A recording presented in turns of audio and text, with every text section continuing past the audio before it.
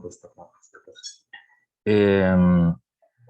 Entonces vamos a ver esto, ¿verdad? Porque la clase anterior habíamos visto materialismo histórico, ¿verdad? Materialismo histórico, y habíamos visto un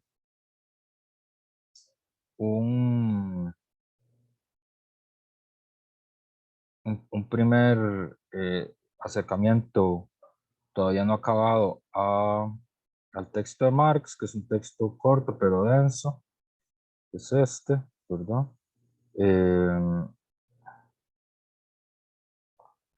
¿Verdad? Y se acuerdan que habíamos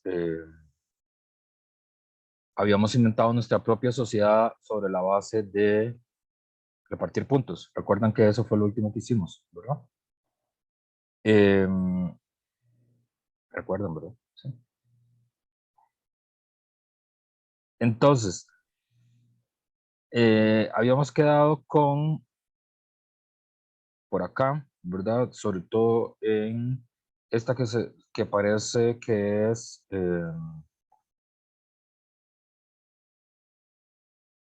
el núcleo, ¿verdad? De, de, de la teoría materialista histórica sobre la conciencia, ¿verdad? Dice acá Marx, el modo de... Un cosito, ¿verdad? Dice, no es la conciencia del hombre la que determina su ser, sino porque el voluntario es su ser social lo que determina su conciencia, ¿verdad? El modo de producción de la vida material condiciona el proceso de vida social y política espiritual en general. No es la conciencia del hombre la que determina su ser, sino porque el contrario es su ser social la que determina su conciencia. Y luego va a decir más abajo cómo aparece la teoría del conflicto, ¿verdad? Va a decir, la base económica se transforma más o menos rápidamente, toda la inmensa estructura erigida sobre ello. Cuando se estudian esas transformaciones hay que distinguir siempre entre los cambios materiales ocurridos en las condiciones económicas de producción que pueden apreciarse con la exactitud propia de las ciencias naturales y las formas jurídicas, políticas, religiosas, artísticas y filosóficas, en una palabra, las formas ideológicas en las que los hombres adquieren conciencia de este conflicto y luchan por resolverlo, ¿verdad? Entonces, Marx dice, es en las condiciones de producción de la vida material donde uno puede encontrar las fuentes que explican la conciencia de los seres humanos y los cambios en las condiciones materiales de producción van a producir el cambio en las distintas superestructuras. Pero, y eso se puede medir, dice, con la precisión de las ciencias naturales, este tipo de cambios, ¿verdad? O sea, con la precisión de la geología o ¿verdad? De la biología. Pero esa precisión no quiere decir que para nosotros esos conflictos no nos aparecen en su forma científica, sino que aparecen envueltas en formas jurídicas, políticas, religiosas, artísticas o filosóficas en las cuales uno intenta darse cuenta del conflicto que está viviendo en la vida.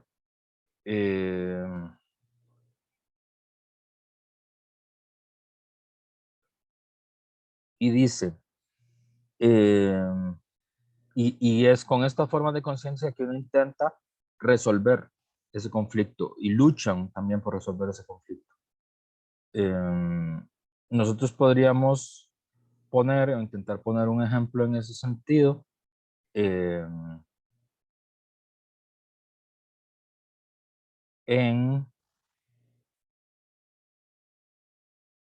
El nombre de la rosa. ¿Ya vieron El nombre de la rosa? ¿No la vieron todavía? ¿O ya la vieron? Sí. Yo sí, profe. No, profe, yo todavía no, al menos. Tienen que verlo. Eso es tan importante como los exámenes, como los materiales, porque son material del curso. Es decir, tienen que verlo igual que se leyeron la lectura.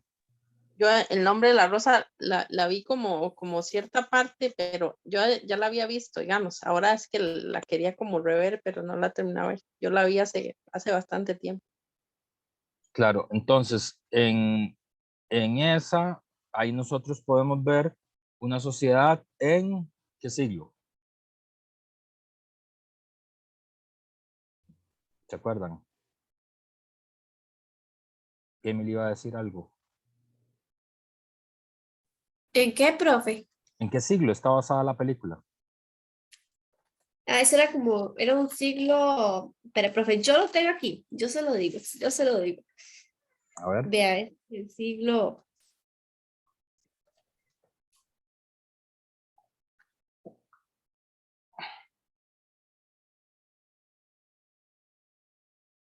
creo que era el siglo 8, por ahí, ¿verdad? Algo así era. No, 8 es profe, muy es que temprano. tenía 8 es apuntado el Carolina. siglo, pero ya no sé. Ah, 14, dice Viviana en el chat. Siglo Sí, era XIV, muy bien. 1340 años de nuestro Señor. Y entonces, vamos a ver, eh, bueno, pregunta más fácil, ¿dónde ocurre la película?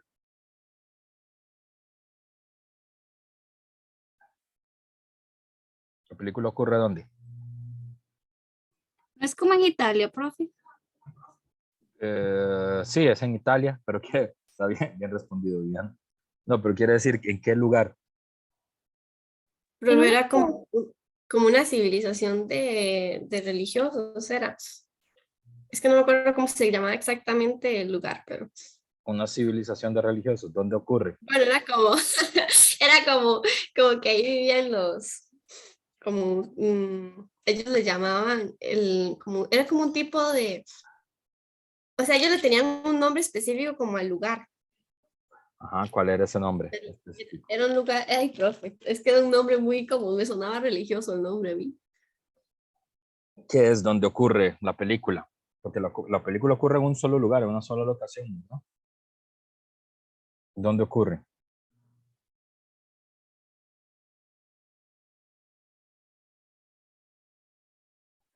Profe, yo la vi hace Como tantos días que ya no me acuerdo.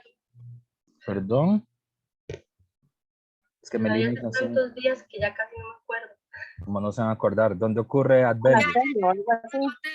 Ya lo encontré, ellos le decían una albadía o algo así. Es Abadía. como un monasterio, como un Abadía, monasterio. eso. Es que yo tenía mis apuntes, pero no los encontraba. Ya los encontré. Muy bien, Viviana dice, es un monasterio, es una abadía, es un monasterio, muy bien, las dos cosas son sinónimos. Ocurre en un monasterio, ocurre en una abadía, muy bien, está bien. Y ahora, para que vean la magia del materialismo histórico, que es cómo reproducen su vida las personas que están ahí. Porque, ¿verdad? La película trata del conflicto entre William de Baskerville y, ¿alguien se acuerda cómo se llama el líder de la abadía? Pero yo solo sé que el conflicto era con el del bibliotecario y también con aquel señor de la Santa Inquisición, pero no recuerdo los nombres. Bernardo Guy es el inquisidor y el dueño de la abadía es el abate Jorge, ¿verdad? Es un conflicto entre ellos, ¿verdad? ¿Alguien se acuerda de por qué era el conflicto? ¿Qué es lo que debaten? Era por un libro, bueno, o sea, bueno, es que no sé si todo el mundo la vio, pero ya lo dije, que al final el conflicto era por un libro que el dueño de la abadía no quería que los monjes lo leyeran porque decía que la comedia no era digna como de un monje, que los monjes no podían reírse y así. Y entonces, porque era un libro creo que era de Aristóteles, me parece. Vamos a ver, aquí tengo mis apuntes. Entonces, el conflicto era ese, él ponía veneno en el libro para que todo el mundo que lo leyera pues, se muriera porque eso era pecado para él, era como un crimen. Entonces, el conflicto era que William de Baskerville, entonces él resolvía pues, el conflicto con su lógica, su racionalidad, siguiendo pruebas, digamos, hasta descubrir por qué era que eran los asesinatos, porque ellos creían que eran un ente maligno o el diablo. Ujú. Ese es un conflicto de la peli. Y hay otro conflicto, ¿verdad? Porque la peli es William de Baskerville y su criado, ¿verdad? Y su aprendiz. No es un criado, es un aprendiz. Su aprendiz llegan a la abadía porque llaman a William para resolver un crimen, ¿verdad? Que es que empiezan a aparecer monjes con la lengua negra, ¿verdad? Pero el apuro para que él descubra por qué es que está pasando eso, es porque va a haber otro debate, ¿verdad? Que ocurre ahí en la abadía. ¿Alguien se acuerda de qué trataba el otro debate que ocurre en la abadía?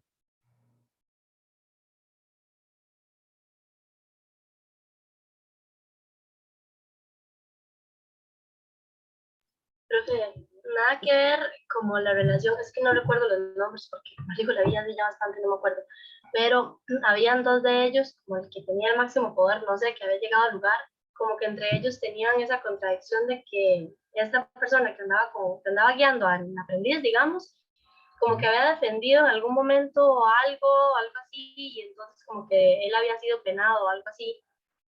Es que no sé cómo decirle los nombres porque no me acuerdo, pero como esa contradicción que había entre ellos, entonces por eso era que él cuando lo ponen a decidir, digamos, a votar para las personas que iban a quemar, él como que los defiende, entonces vuelve a la contradicción. Sí, él había sido inquisidor y se había opuesto a la Inquisición, ¿verdad? Y ese es un conflicto, pero ese es otro conflicto, muy bien, pero no es el que les estoy preguntando, que es, hay un debate en la abadía. ¿Cuál es el No, debate es que hay? el de aquella mujer que aparece, que la tachaban de bruja y entonces, no, no sé ese. No, es un debate. ¿Ustedes se recuerdan el inicio de la película? Que es, a él lo llaman y le explican, usted tiene que resolver esto porque va a venir un emisario Profe, del es el de Papa. los ropajes de Jesús, el de por ¿Ah? qué la iglesia, no es el de por qué la iglesia vestía como con ropajes súper caros y en cambio los franciscanos iban con sus togas nada más porque ellos decían que Jesús no andaba así, Ese debate es. andaba digamos con perlas y grandes ostentaciones. Y...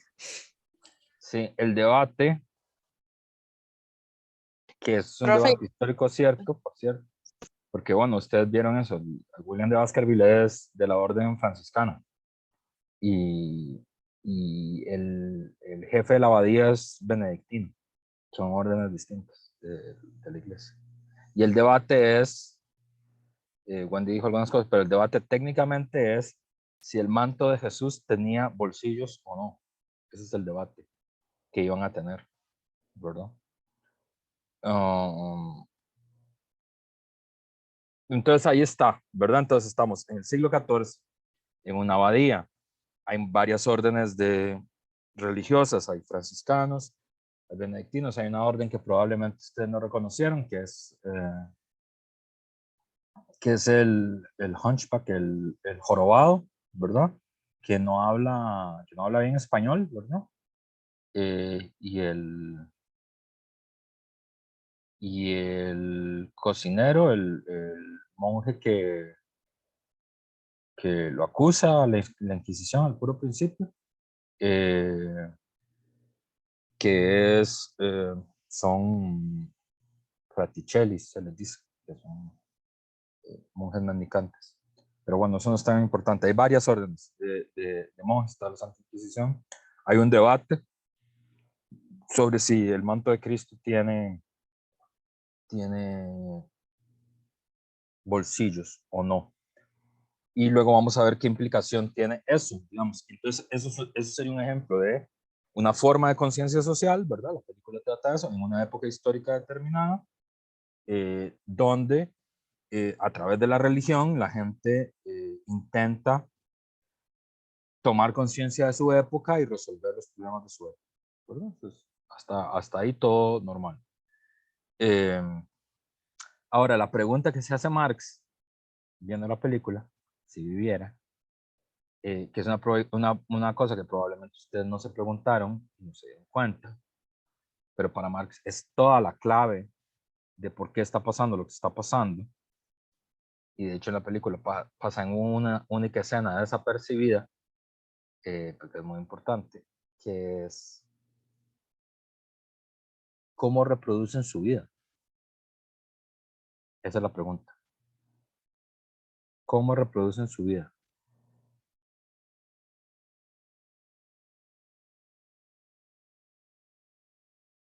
Que es una pregunta que también podríamos hacer en busca del fuego, ¿verdad? Toda la trama de En busca del fuego tiene sentido porque si los personajes de En busca del fuego no encuentran el fuego, se mueren. Ya no hay más historia. Entonces, necesitan el fuego, ¿por qué? Porque es una de las formas que necesitamos para reproducir nuestra vida material. El fuego es importante porque nos permite cobijo, porque nos permite dormir, porque nos permite dormir seguros, porque nos permite cocinar cosas, porque nos permite tallar herramientas y nos permite seguir reproduciendo nuestra vida material.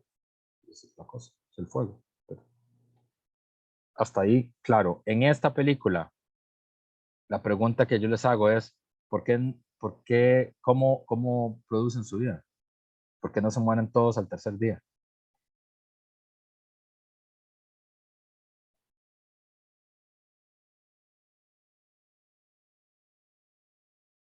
¿No se fijaron?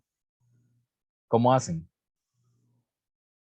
para resolver sus necesidades materiales inmediatas?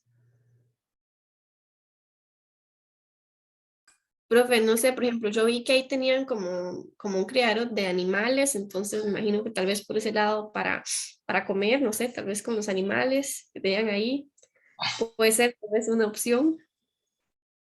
Mm.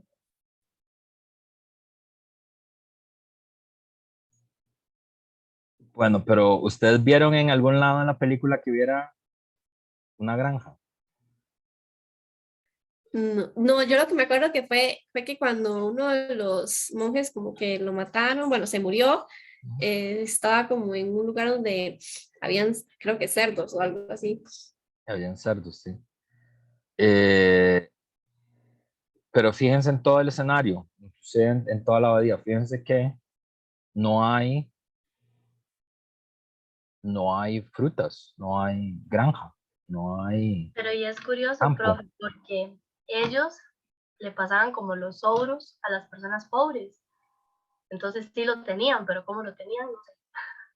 Yo creo, no fue que en algún momento se dijo que, por ejemplo, como, bueno, la muchacha que aparece ahí, que ellos sí como que intercambiaban cosas, productos, algo así, como que la gente les traía, como que ella, porque algo así como entendí, como que ella le daban, bueno, ella daba unos pagos ahí medios extraños, pero, pero como que había un intercambio, algo así. Ujú. ¿Cuál era el intercambio?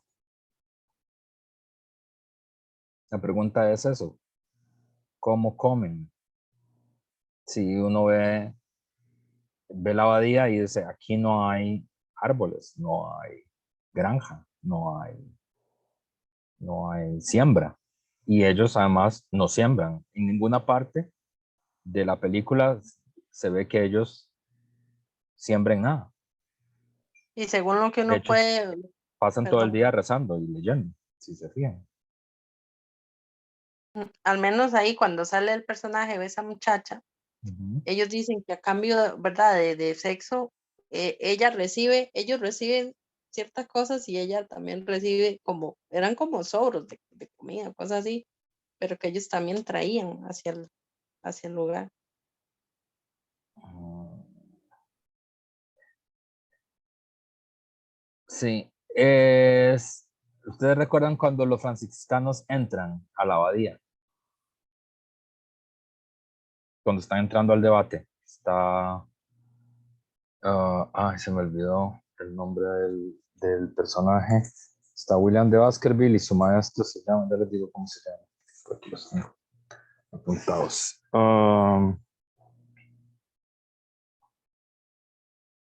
Ubertino de Casale, es el que se llama. ¿Cómo, profe? Ubertino de Casale. Cuando entran los franciscanos, ¿verdad? Porque la abadía es dominica, ¿verdad? Y el abate York, el abate Jorge y Remigio de Baragine, que es como el jefe del lugar, ellos son dominicos, pero los franciscanos vienen a hacer el debate, ¿verdad? William de Baskerville es franciscano, pues llega por otra razón y luego llega como una delegación de franciscanos, ¿verdad? Que el primero que llega es Hubertino de Casale, que es el que está escondiéndose, ¿verdad? Que es uno de los monjes que está tirado rezando, ¿verdad? Digamos, extendido, que está ciego además, o no ve bien. Y hay una escena, fíjense que Melina y Francini, si se dan cuenta de eso, dice, bueno, parece que hay un intercambio con la gente del pueblo ahí, ¿verdad? Y Melina dice, y hay una parte donde le tiran los sobros a la gente, pero no sé cómo los consiguen, ¿verdad? Y en toda la película hay una única escena, que es cuando los franciscanos entran al debate y hay una gente haciendo una fila, son los campesinos, y a uno de los franciscanos lo confunden con un campesino. Salvatore lo confunde y le dice, vaya, haga fila, ¿verdad? Y alguien lo corrige y le dice, no, él viene con nosotros, viene con la orden, ¿verdad? Que es como un juego por el tema de que los franciscanos son la orden religiosa que defiende mi voto de pobreza, ¿verdad? Que defiende la pobreza de la iglesia, o defendía la pobreza de la iglesia. Que son tan pobres que se confunden con los campesinos. Pero los campesinos están haciendo fila, ¿verdad? Para entrar a la iglesia. ¿Y qué están haciendo? ¿Y por qué están haciendo fila? Están haciendo fila para entregar el diezmo. Eso es lo que están haciendo. Entonces, ¿qué es lo que entregan en el diezmo? El 10% de lo que produce. Ay, profe, yo creo que ya me acordé. No es que no sé si lo estoy confundiendo con otra película. A ver. Es que era como que las personas llegan con lo que esas personas producían, ¿no es cierto? Exactamente. Son campesinos entregando el diezmo y entregan frutas, naranjas, gallinas, huevos, y hay una fila y están entregando el 10% de todo lo que producen. Eso se llama el diezmo, por eso es que se llama así. Se llama 10 por eso, es el 10% de todo lo que produces. Si tenés 10 huevos, tenés que entregar uno. Si tenés 10 gallinas, tenés que entregar uno. Si tenés 10 kilos de naranja, tenés que entregar 1 kilo de naranja, ¿verdad? ¿A cambio de qué? A cambio del favor de protección espiritual de la iglesia y de la seguridad de que tu alma va a ir al cielo y vas a estar protegido contra los poderes del diablo y contra el castigo de Dios, y Dios va a protegerte, ¿verdad? O sea, es un intercambio de productos materiales por la seguridad espiritual, ¿verdad? Entonces eso. Y así es como se alimentan. Por eso es que pueden pasar todo el día, William de Baskerville investigando, Atzo de Med acompañando a William de Baskerville, y los otros pueden pasar todo el día. No, estoy hablando de una que no he visto, de Nombre de la Rosa. Sí, los Baskerville son de Sherlock Holmes porque, muy bien, tiene un 10, señorita Herrera. Se llama William de Baskerville porque es un homenaje a Sherlock Holmes que hace Humberto Eco. Se llama William de Baskerville. Baskerville por el sabueso de Baskerville de Sherlock Holmes. Y William por Guillermo de Ockham. William de Ockham. Tiene un Yes, muy bien. Pase, pase, pase. No es justo porque es mi hija, entonces igual le voy a poner, porque los papás no podemos calificar a los hijos. Mañana se está en la clase de su ¿En serio? Qué polémico. Bueno, los padres no podemos calificar a nuestros hijos porque no somos imparciales con nuestros hijos. Entonces, en la película, fíjense que hay una trama muy compleja de luchas teológicas, de luchas políticas, de distintas formas de la conciencia social, pero todo eso es solo posible, todo lo que sucede en la abadía, que el abate York tenga el libro de Aristóteles, que William de Baskerville llegue a la abadía, que Atzo de Meck aprenda lo que tiene que aprender de William de Baskerville, que se supone que es Atzo de Meck el que cuenta toda la historia, ¿verdad? Que los franciscanos lleguen, que esté el debate sobre el manto de Cristo, todo. Hay un personaje que también es muy chido, que es Severino, que es el herbolario, que es el que trabaja en este como taller que hay, ¿verdad? Que es la escena que Wendy reseñó, que es donde aparece como la sangre del chancho y esto, ¿verdad? Que es como el origen de los laboratorios y de los centros de experimentación que va a haber en el siglo XVI, originalmente vienen de ahí, de ese tipo de talleres que tenían los monasterios y las abadías. Pero toda esta cosa es posible únicamente, y solo aparece en un microsegundo en la película. Todo eso es posible, ¿por qué? Porque los campesinos entregan el 10% de su trabajo o el 10% de sus productos, dependiendo del tipo de relación que tuvieran, a la iglesia. Y por eso es que la gente puede comer, puede tener chanchos, puede hacer experimentos, puede rezar todo el día, puede esconder libros, puede tener debates filosóficos y teológicos. Por eso es que puede, y esa es la estructura, ¿verdad? La estructura. Y la película termina, de hecho, con un asalto, ¿verdad?, de los campesinos a la abadía. Es como termina la peli, ¿verdad? Y que ahí, bueno, Humberto Eco hace como un señalamiento de lo que va a venir luego, que es la lucha de los campesinos contra el orden feudal, que va a dar nacimiento a la Revolución Francesa y a digamos, a la civilización burguesa moderna, ¿verdad? Pero para eso todavía faltan 500 años. Pero este es el apunto. Y entonces, regresando a Marx dice, nuestra historia es así, como esa película, ¿verdad? Los seres humanos dan muchas vueltas filosóficas, teológicas, políticas, estéticas, para poder entender su época, darle expresión a su época, intentar resolver los problemas de su época,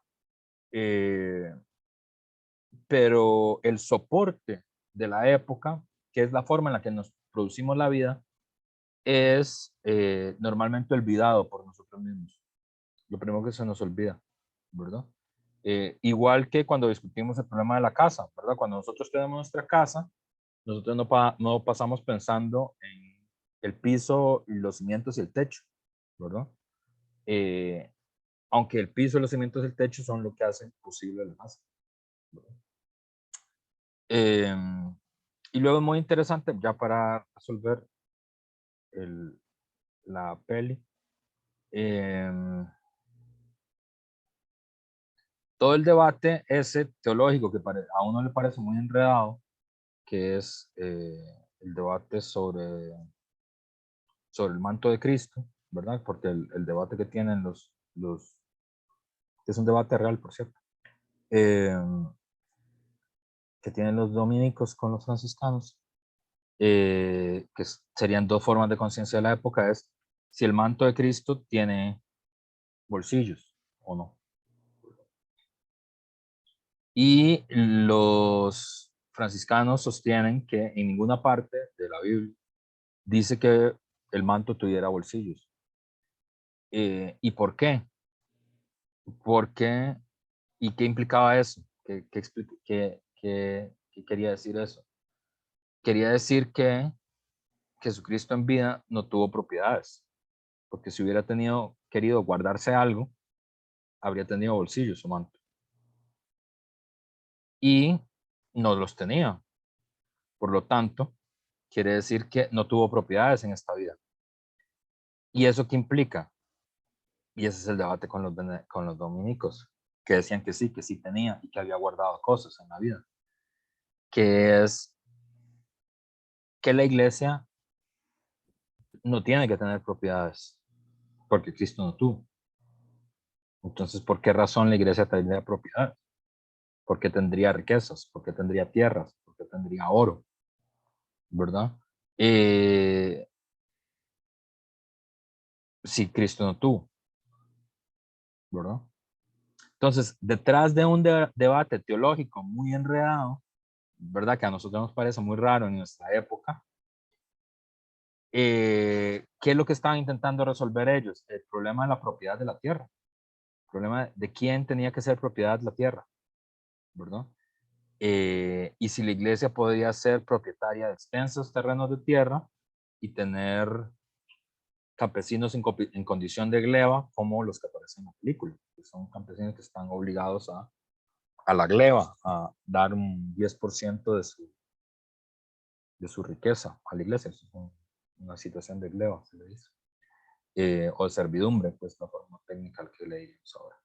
Entonces, este es el punto y Marx apunta sobre eso, ¿verdad? Sobre ese problema de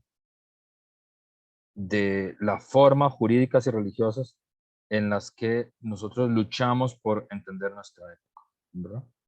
Para Marx hay 3 grandes formas de relaciones sociales, de modos de producción, no, perdón, 5 grandes formas de modos de producción, y ahí cita los 5, ¿verdad? El modo de producción asiático, el antiguo, el feudal, el modo burgués, ¿verdad? Y según la tesis de Marx, el modo de relación burguesa sería la última forma de relación de propiedad y daría paso a una forma superior de propiedad que él le llamaba socialismo. Ahora, este segundo texto que está aquí ya no tiene que ver tanto con la teoría del materialismo histórico como tal, explicación más general, sino con la teoría de la evolución de la conciencia social, materialismo histórico, ¿verdad?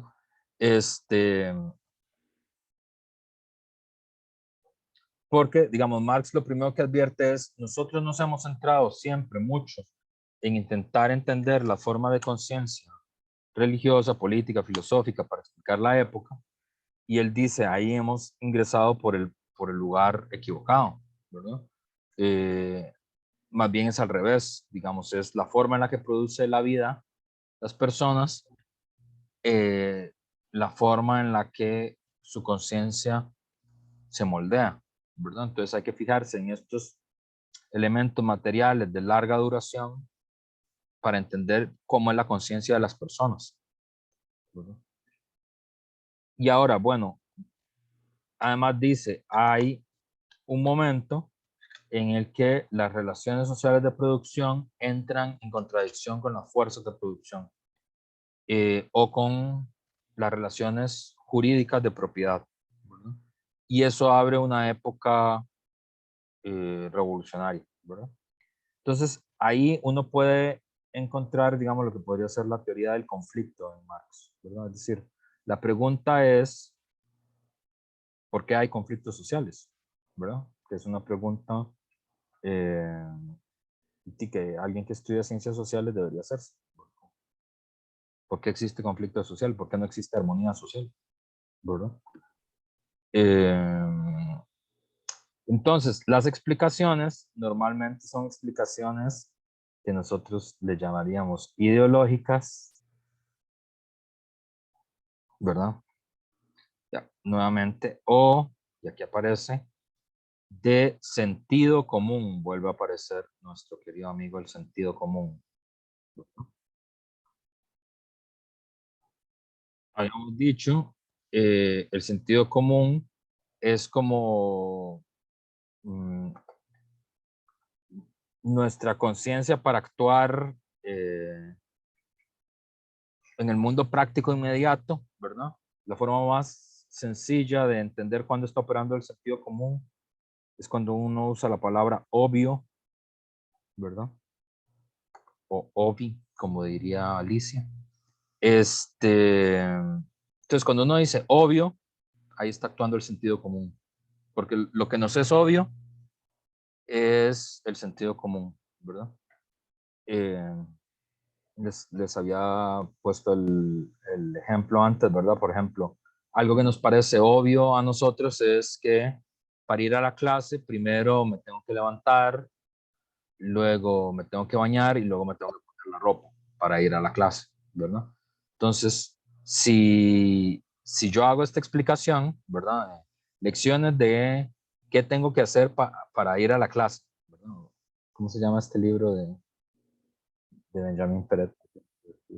Lecciones para subir una escalera, ¿verdad? Digamos, si uno escribiera un libro que se llama Lecciones para subir una escalera o intente inscribir un trabajo de investigación, ¿verdad? O ustedes quieran presentar una tesis dentro de 3 años.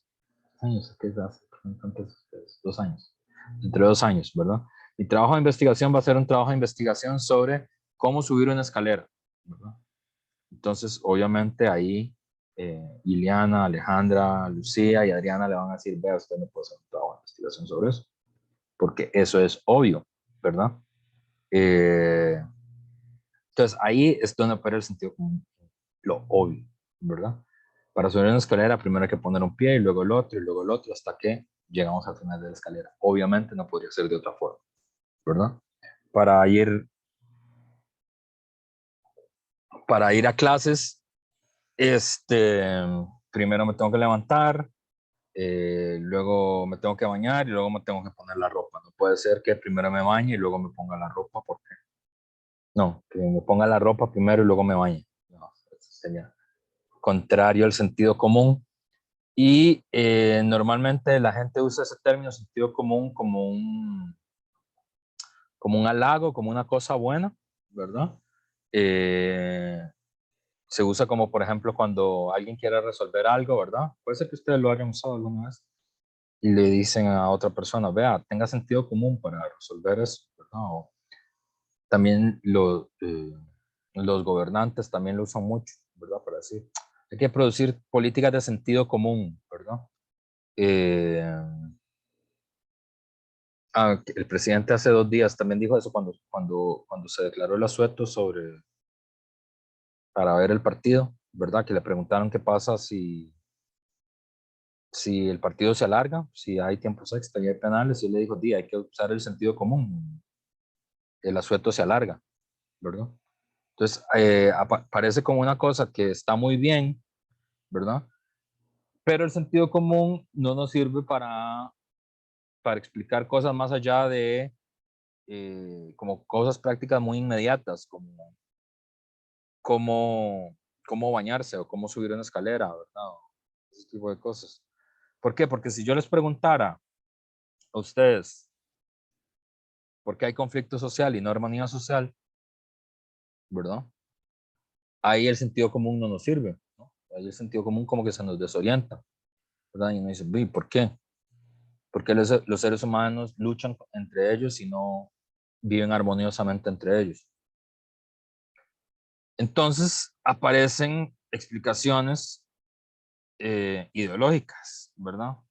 Que nos parecen obvias. Profe, es porque la gente es así, ¿verdad? Se pelea, ¿verdad? Quiere decir que los seres humanos son agresivos, ¿verdad? Y en es que siempre la gente quiere las cosas de las otras personas, ¿verdad? Entonces, quiere decir, los seres humanos son saqueadores, ¿verdad? Entonces, al final aparecen estas explicaciones, se pasa del sentido común, ¿verdad? A este tipo de explicaciones puramente ideológicas. Los seres humanos son agresivos, los seres humanos son saqueadores, siempre ha habido guerras porque la gente siempre ha tenido hambre de poder, por eso es que hay conflicto, ¿verdad? O puede ser porque los seres humanos son así, los seres humanos son malas personas, entonces se pelean entre ellos. ¿verdad? Fíjense qué rápido se pasa al sentido común a explicaciones ideológicas, ¿verdad? Para Marx, esa explicación no procede, ¿verdad? Porque para él la lucha, el conflicto, es un conflicto material, ¿verdad? Es decir, la gente entra en conflicto cuando tiene problemas materiales, no tendría por qué entrar en conflicto, ¿verdad? Entonces, uno de los conflictos primeros que lo ejemplificamos cuando hicimos el ejemplo de los puntos y qué tipo de organización queríamos hacer con los puntos, todo esto, ¿verdad? Yo les había dicho que hay un concepto que es el excedente social, que es muy importante, y esta es la fuente del conflicto. El tema del excedente social, de aquí es que viene el conflicto. El conflicto material, ¿verdad? Que luego se va a transformar también en conflicto político, conflicto religioso, ¿verdad? En conflicto artístico, ¿verdad? Pero para que haya ese conflicto tiene que haber excedente social. El excedente social es un concepto que quiere decir no todas las sociedades humanas han tenido excedentes sociales. Si las sociedades humanas no logran producir un excedente social, desaparecen como sociedades humanas. De hecho, en El nombre de la rosa narra la vida social de una sociedad que no sabemos en realidad si va a lograr mantenerse en el tiempo, ¿verdad? Uno le da la impresión que sí, ¿verdad? Que por la escena, ¿no? De la luna y el embarazo y ellos viendo la luna mientras la muchacha está embarazada y todo eso, entonces da la sensación como que van a continuar, ¿verdad? Como que son nuestros antepasados, pero en realidad, visto fríamente, nosotros no sabemos si esa sociedad va a seguir existiendo, ¿verdad? Si ese grupo humano va a seguir existiendo. Y como ellos, muchos grupos humanos, no lo lograron, no lograron sobrevivir. ¿Por qué? Porque no lograron reproducir su vida material. Pero además, en la reproducción de la vida material hay un momento en el que ocurre esto del excedente social, que quiere decir que los seres humanos tenemos suficiente control de las fuerzas de producción, es decir, tenemos suficiente control sobre la naturaleza, sobre nuestro propio trabajo humano y sobre la tecnología, que las primeras formas de este tipo es lo que Marx le dice el modo de producción asiático. En otras en sociología tal vez han oído otro nombre, pero ese tipo de sociedades que se le dice sociedades hidráulicas, le dice Witoffel, creo. Modo de producción asiático, que designa sociedades, por ejemplo, como el Antiguo Egipto, como el que aparece en Los 10 Mandamientos, si han visto la película, en China, se han visto películas de los emperadores chinos y así.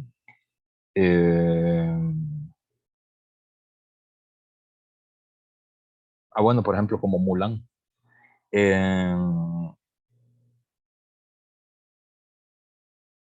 Aunque en Mulan no se ve eso. Las sociedades aztecas, ¿verdad? Los incas, la sociedad de Mesopotamia, que es donde se originó la vida civilizada. ¿Verdad? Todas estas sociedades, las primeras civilizaciones, la India, son sociedades en las que ya hay alguna forma de excedente social y está asociado a un grano, al control de un grano en específico, ¿verdad? El arroz, la cebada, el trigo, el maíz, la papa es un tubérculo. Y a la posibilidad de controlar los ríos, ¿verdad? Es decir, de saber cuándo los ríos se van a desbordar, cuáles son las márgenes más fértiles de los ríos y cuál es el mejor momento para sembrar y para cosechar. Y eso produce un excedente social que es una mayor cantidad, por ejemplo, de arroz, ¿verdad? Y esa mayor cantidad de arroz permite también una mayor cantidad de animales de crianza, de verdad, de gallinas, de chanchos, de eso. Permite la domesticación de los animales y permite que por primera vez haya un sector de la sociedad que no tienen por qué ser productores directos de alimentos. No tienen que trabajar directamente en la producción. Y se ven eximidos de la obligación del trabajo social, del trabajo productivo directo.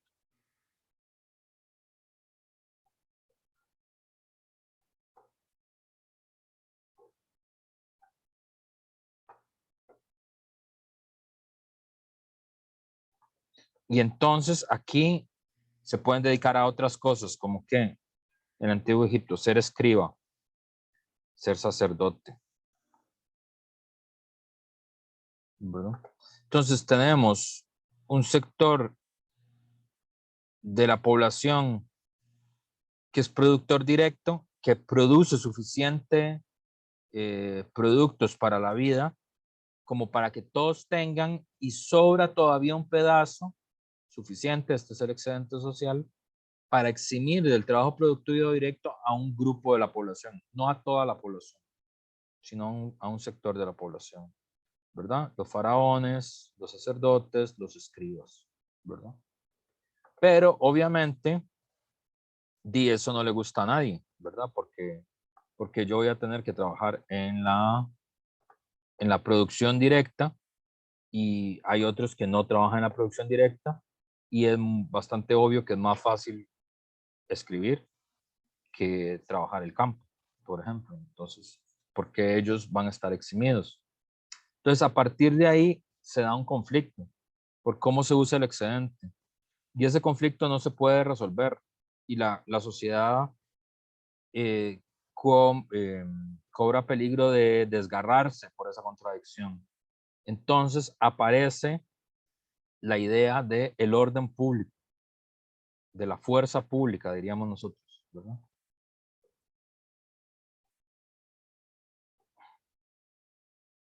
Que es la forma en la que nosotros le decimos a la policía, ¿no? La fuerza pública, el orden público. Es decir, aparece el Estado, como, digamos, el Estado tendrá unos 5.000 años de existir. No siempre han existido sociedades con Estado.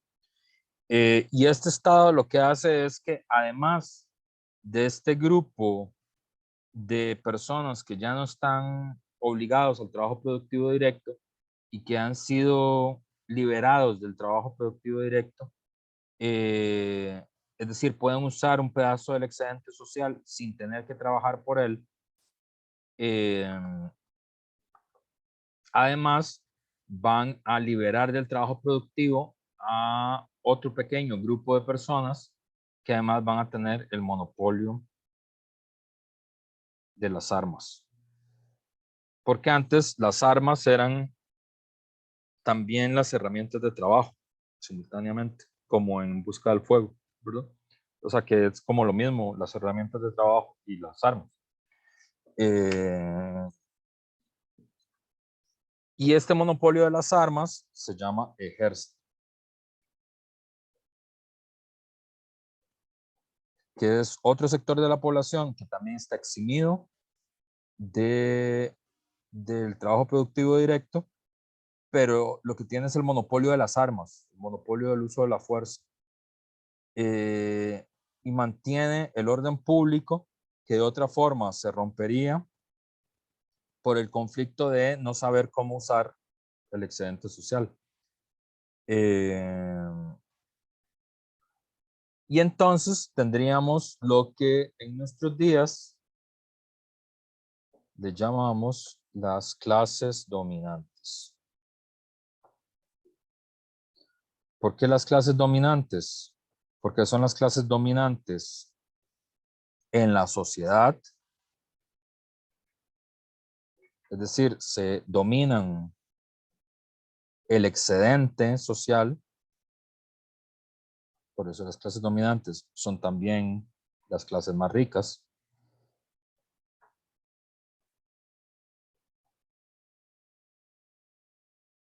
pero también dominan en el Estado, ¿verdad? Quien domina la sociedad también domina en el Estado, y el dominio en el Estado le refuerza su posición en la sociedad, ¿verdad? Hay una relación ahí entre una posición dominante en la sociedad, es decir, en las relaciones sociales de producción, y la dominación política, la dominación en el Estado.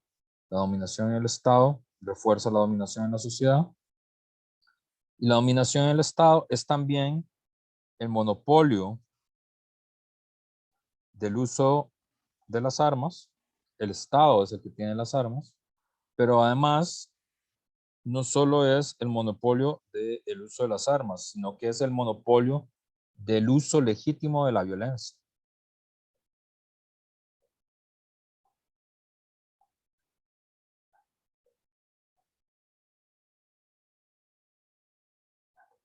¿Verdad? ¿Qué quiere decir eso?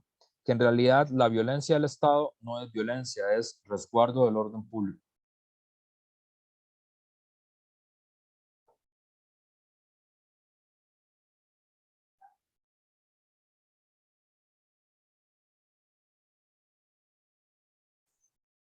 Entonces, hay un monopolio de tres formas. Hay un monopolio de los excedentes, hay un monopolio de las armas y hay un monopolio de las ideas. Por eso es que Marx dice que la ideología dominante es la ideología de la clase dominante.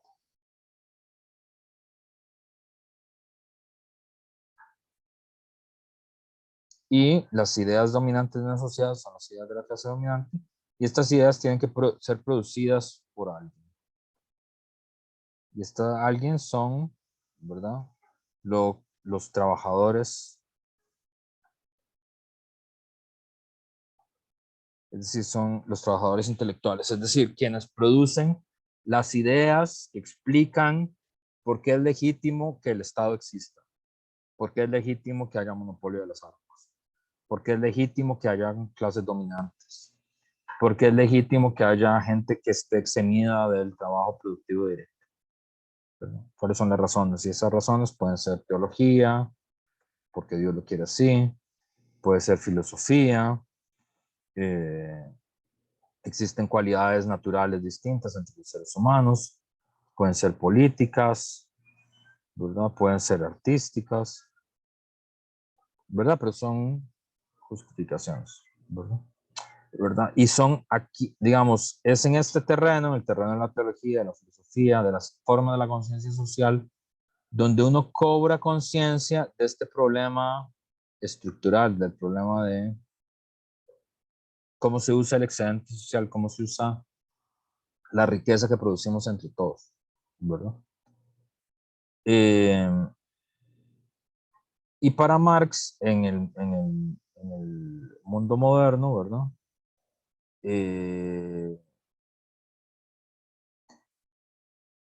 Hay una evolución, ¿verdad? De las formas de conciencia, que en este caso serían la forma de la conciencia de la clase trabajadora, ¿verdad? En el sentido de que para él ocurre esta peculiaridad con los trabajadores, que es lo siguiente, que es, ¿cuál es la peculiaridad? ¿Por qué hay conflicto?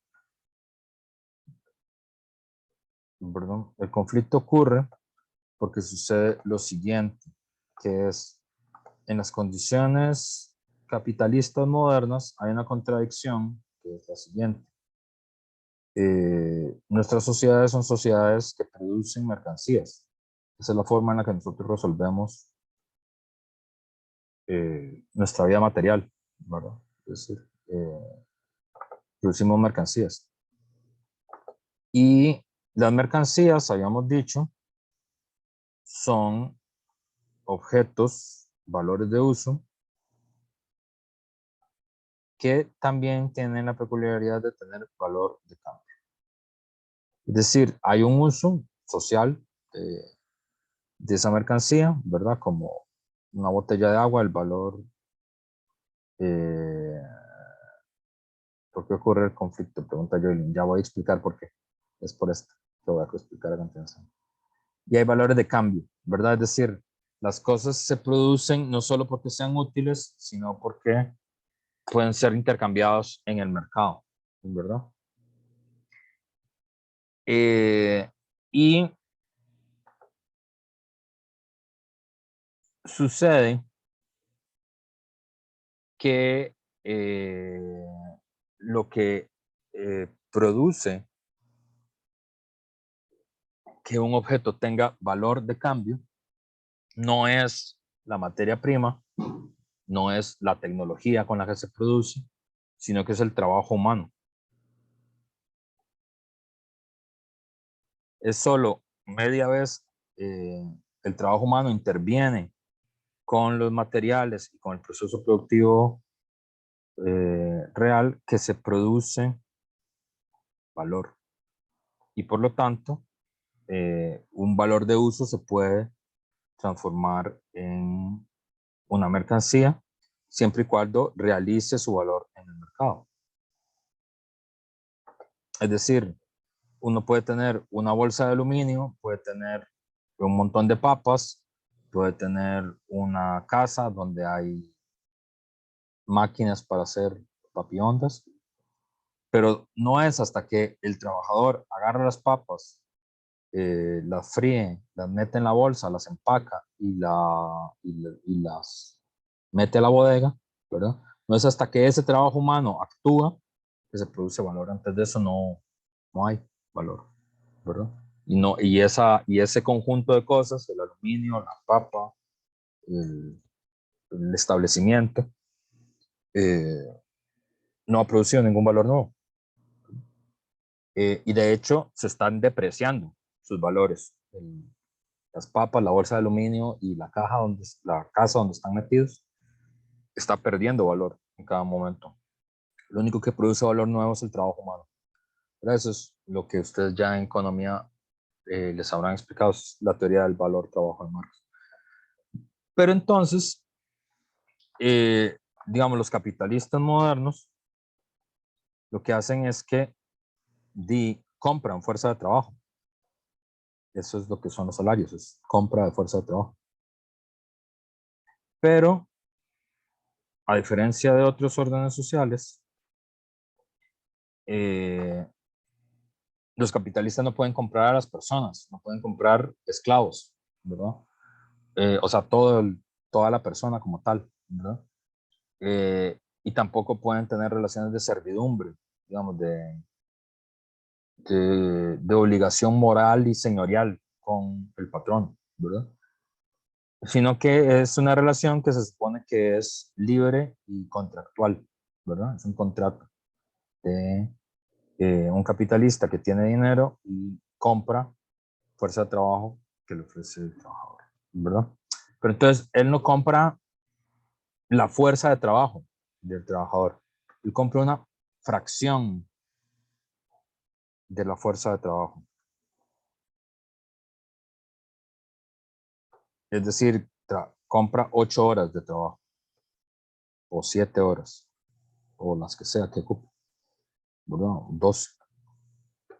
Es una fracción, no es toda la fuerza de trabajo, sino que es una fracción. Y durante esas horas de trabajo, el capitalista, como lo que produce valor es el trabajo humano, necesita que esa mercancía que ha comprado, el trabajo, realice a tope su valor de uso, ¿verdad? Porque la única razón por la que uno compra una mercancía es para usar su valor de uso. La única razón por la que uno compra una botella de agua es para tomársela y quitarle sed.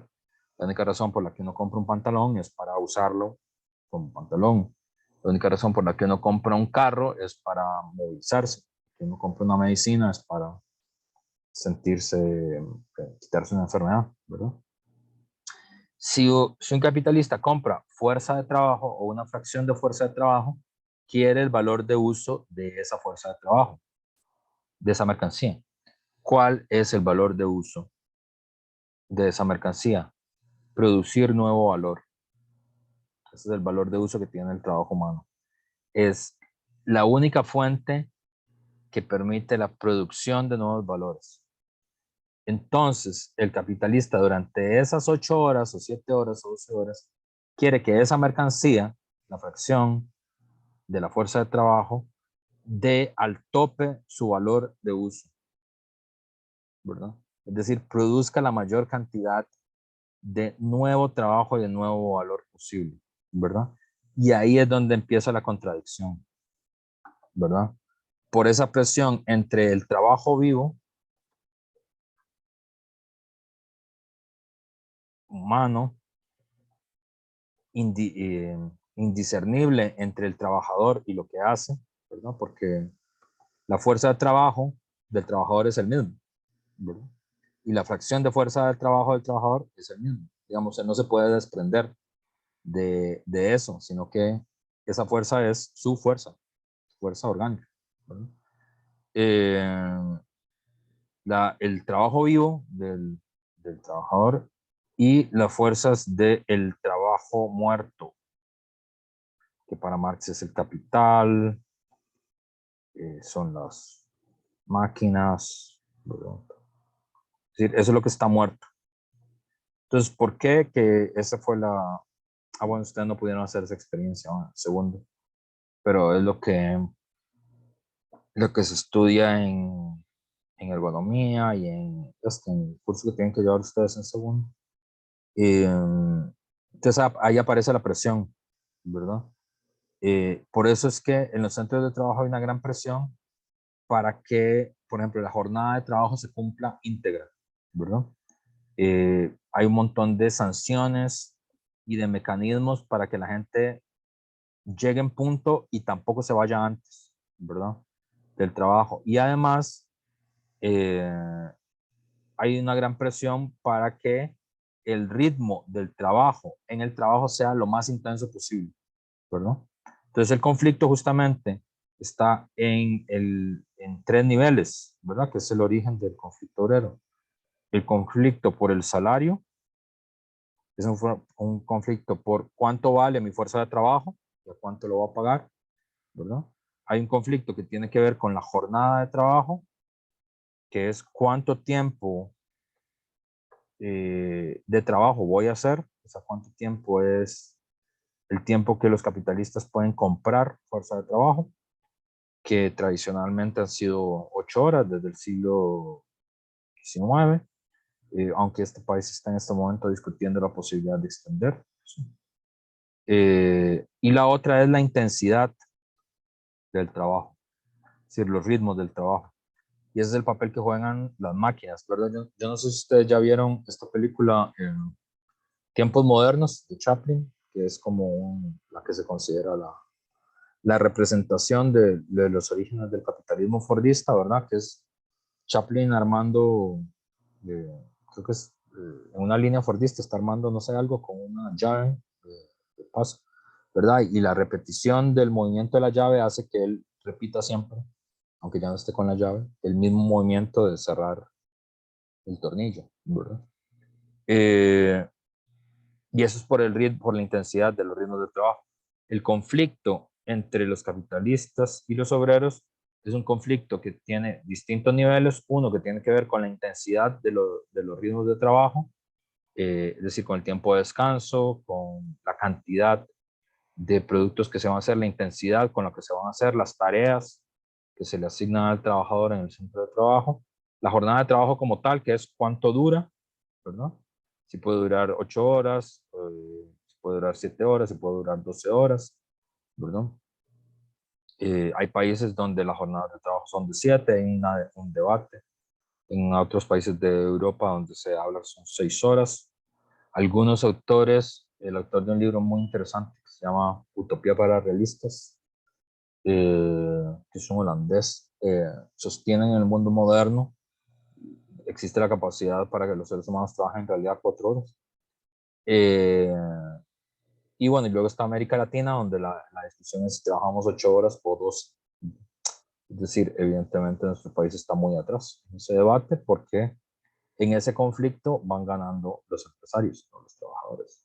Entonces ellos en esa lucha, en ese conflicto, van extendiendo la jornada de trabajo, van reduciendo el salario real eh, y van aumentando la intensidad del trabajo, ¿verdad?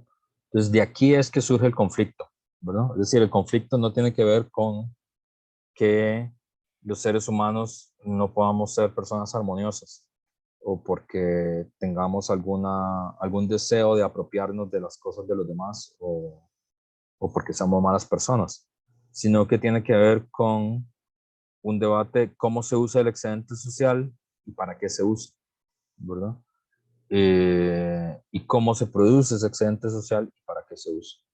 Y en el caso moderno, la conflictividad que Marx estima central, que es la conflictividad capital-trabajo, tiene por núcleo ¿verdad? Digamos, la lucha del trabajo vivo, del trabajo humano, creativo, de los seres humanos vivos, ¿verdad? Y el trabajo muerto, ¿verdad? Es decir, el capital, la fábrica, la tecnología, digamos, las cosas que están muertas, ¿verdad?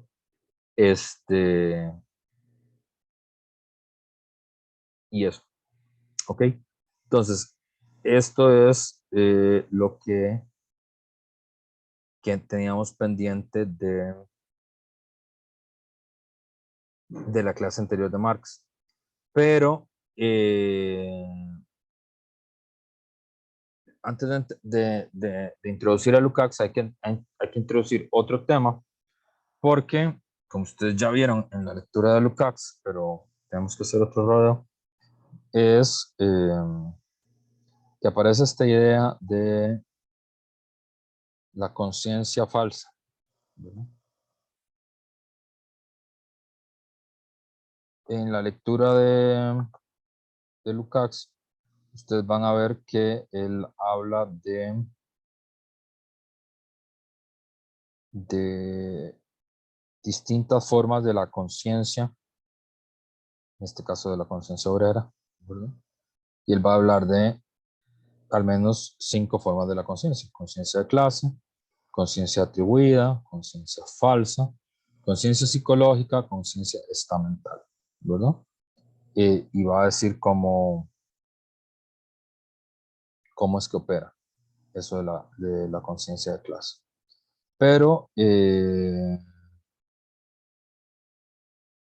antes de eso, habría que discutir cómo es eso de que existe una conciencia falsa. ¿Cómo uno puede tener una conciencia falsa? Si uno es consciente de algo, ¿cómo va a ser falso? Entonces hay que hacer un rodeo por otra idea, que es la idea de la alienación, de la enajenación. Que ahí la película que está asociada a este concepto que vamos a estudiar ahora es la película final, que es El Muro, de Pink Floyd, que es una película, es un musical que se apoya en el disco de Roger Waters, El Muro, ¿verdad? Que es una película que si uno va a la universidad tiene que haber visto por lo menos una vez en la vida, El Muro. A mi entender es la película que mejor retrata el problema de la alienación, ¿verdad? Entonces, ¿qué onda con eso de la alienación? ¿Qué es eso? ¿Y de dónde viene? ¿Y qué significa? ¿Verdad? ¿Qué significa eso de la conciencia alienada? ¿Verdad? O la conciencia enajenada, que aparece en Marx también, ¿sí? En los manuscritos de 1844. ¿Verdad? Entonces, vamos a hablar de la teoría de la alienación o de la enajenación. Antes de entrar a Lukács la próxima clase.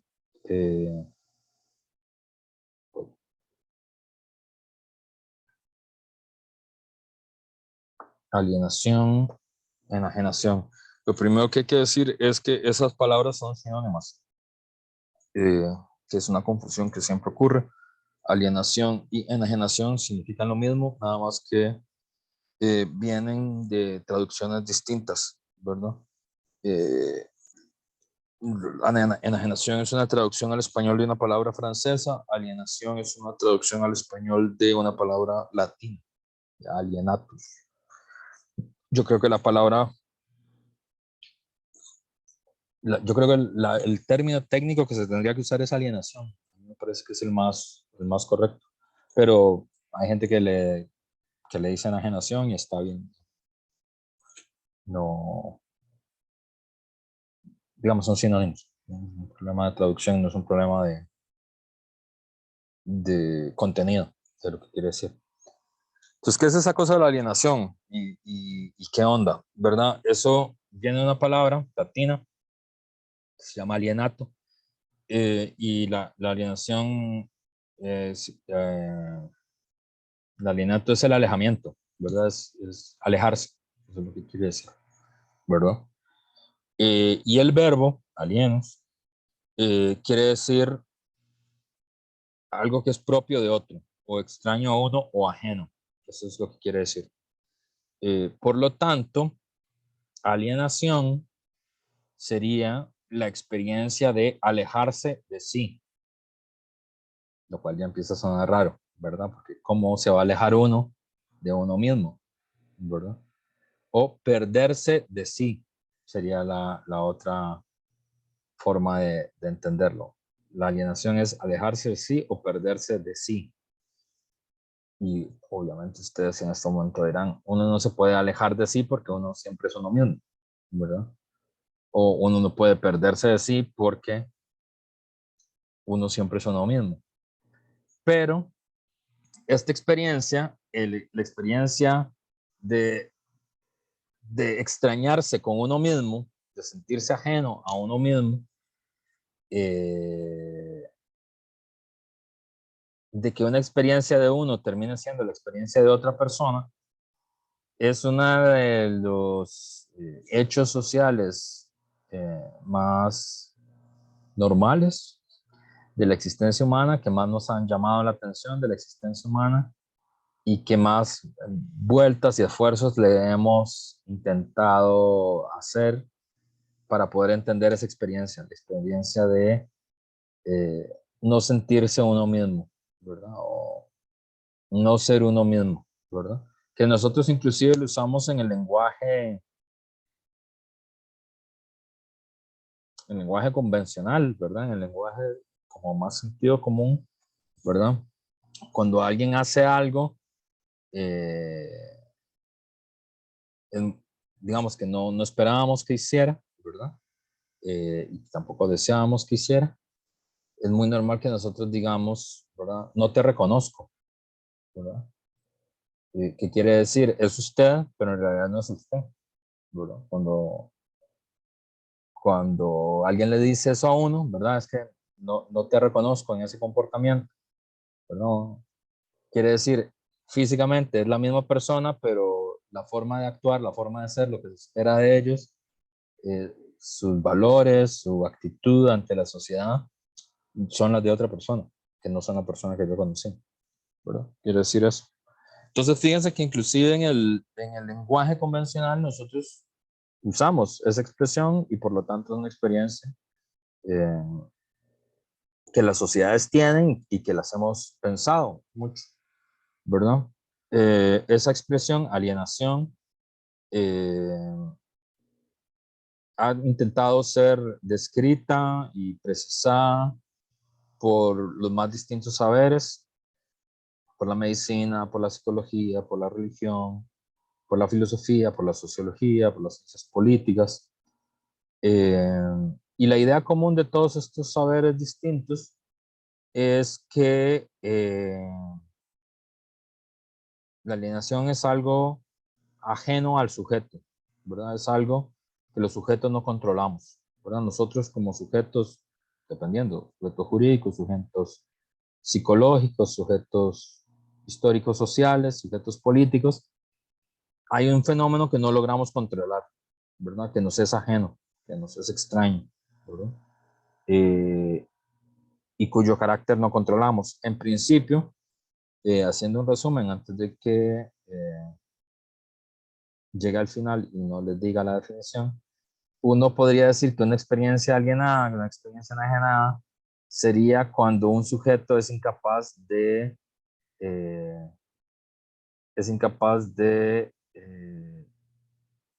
darle carácter a un proceso, ¿verdad?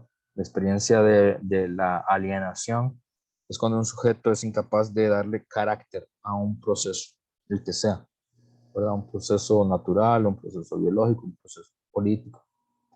Obviamente, por la carrera que estamos estudiando, que están estudiando ustedes, es más relevante cuando, o sea, hay una especial atención a cuando los sujetos no podemos imprimirle carácter a un proceso social o a un proceso político. Entonces, vamos a hacer una genealogía, diría Michel Foucault, de la idea de la alienación y cómo ha pasado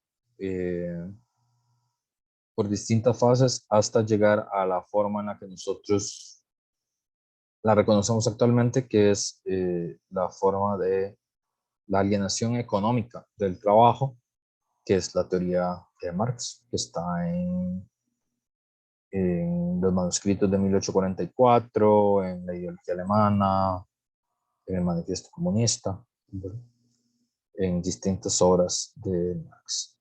Entonces, la palabra es una palabra latina que originalmente tiene su fuente en el derecho romano antiguo, ¿verdad? Porque alienar es vender o traspasar a otra persona el derecho sobre un bien. Eso es una relación jurídica. Finalmente así es como se le imaginan los romanos. Por eso es que se habla de tierras alienadas o de tierras enajenadas. O sea, es una condición jurídica. Quiere decir cuando hay una tierra que es mía, pero que yo no la trabajo otra persona. Es una tierra alienada, pero es una tierra enajenada. Porque algo que es propio, la propiedad de la tierra, el uso de la tierra, la posibilidad de usarlo efectivamente, lo está haciendo otra persona, ¿verdad? Que no soy yo. Pero la tierra es mía, pero no la trabajo yo, la uso yo. Pero es tierra enajenada. O todavía en derecho creo que todavía se puede usar esa expresión como enajenar un carro, ¿verdad? O enajenar un automóvil, ¿verdad? Que lo que quiere decir es que un carro que es mío lo usa otra persona y tiene derecho de uso sobre el carro, ¿verdad? Cuando uno vende un carro, uno enajena un carro. ¿Qué quiere decir? Una cosa que es mía, se le va a pasar la propiedad y el uso efectivo de esa cosa a otra persona que no soy yo. Por eso es que estoy enajenando, ¿verdad? Entonces ven el movimiento. Es algo que es mío deja de ser mío, ¿verdad? Una propiedad física, ¿no? Como un carro o una tierra, ¿verdad? Una cosa material que puedo tocar, puedo usar, puedo, sí, usar, tocar, ¿verdad? Ese es el origen romano del término. Luego, alienación también se usa o se ha usado mucho tiempo como un término que describe la experiencia de la enfermedad mental, de la enajenación mental, de la locura, ¿verdad? Ya sea la locura orgánica o la locura inducida por sustancias psicotrópicas, ¿verdad? Entonces, por ejemplo, si ustedes leen los textos, por ejemplo, los textos de Manuel Solís sobre el hospital psiquiátrico en Costa Rica, que es un gran libro, que por ahí está, estoy viendo aquí al frente en la biblioteca. Memoria, uy, se me olvidó el nombre del texto. Hay un texto del 2008 de Manuel Solís sobre el hospital psiquiátrico, memoria interpretada, ¿cómo olvidé el nombre del texto? Ese texto es, ahí uno puede ver que, por ejemplo, en el lenguaje médico se habla de alienados alcohólicos, ¿verdad? Como que iban a dejar gente al hospital psiquiátrico porque entraban en estado de alienación alcohólica, ¿verdad? Que quiere decir, han perdido el control de sí mismos, uno no los reconoce por el alcoholismo, ¿verdad? En su comportamiento, en su forma de actuar, están perdidos de sí, ¿verdad? Pero también se usa el término enajenados mentales para la locura, ¿verdad? Y la experiencia de la locura es una experiencia también como de estar fuera de sí mismo, de que hay algo en los procesos psíquicos de uno que uno no puede controlar, ¿verdad? Si ustedes ven yo no sé si se los pasé a ustedes, pero se los podría pasar.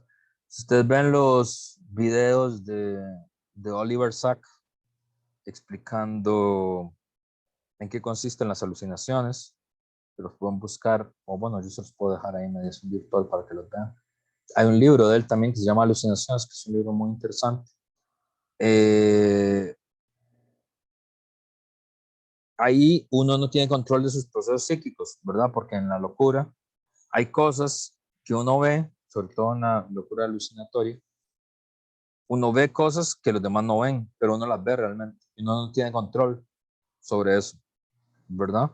Entonces, en esta película, Beautiful Mind, sobre la vida de Steve Nash, este personaje, que es un personaje histórico real, Steve Nash, ve cosas, ve personas, ¿verdad? Y las ve realmente, ¿verdad? Él no tiene control sobre ese proceso visual y cognitivo, ¿verdad? Entonces, las personas con problemas de salud mental, cuando dicen que ven cosas, las ven realmente y no pueden controlar no verlas, ¿verdad? No es como nosotros cuando vamos qué sé yo, a ver cine en 3 dimensiones, ¿verdad? Que ahí uno ve cosas que no están ahí, pero uno controla el proceso. Es decir, si se quita las gafas en 3D, ya uno dice, claro, eso que estoy viendo no está ahí, digamos, el oso ese no está al frente mío, es una imagen, ¿verdad? Uno tiene control sobre el proceso. De hecho, uno decide que va a tener una experiencia visual que es distinta a las experiencias visuales que normalmente uno tiene. Pero uno lo decide, uno puede darle carácter a ese proceso. Puede cortar ese carácter también cuando lo desee. Si usted dice, esta cosa a mí no me gusta, porque ese oso se ve demasiado cerca, yo mejor me salgo del cine, porque esto no me gustó. Entonces, eso es darle carácter a un proceso. Uno puede decidir si quiere tener esa experiencia o no, ¿verdad? Eh, y en el caso de la experiencia alucinatoria, no se puede, ¿verdad? Fíjense que también en la experiencia de alienación, entendido en el sentido de alienación alcohólica, ¿verdad? La experiencia de, del uso morboso, el uso abusivo de sustancias psicotrópicas también se puede describir de esa misma forma, ¿verdad? Porque es un proceso orgánico, lo que uno decide es usar la sustancia, pero media vez se decide, el proceso orgánico como tal uno ya no lo puede controlar, ¿verdad? Entonces uno está perdido de sí, ¿verdad? Y por eso es que se utiliza la experiencia alienación, ¿verdad? Que estos son como los fundamentos, ahí me falta uno.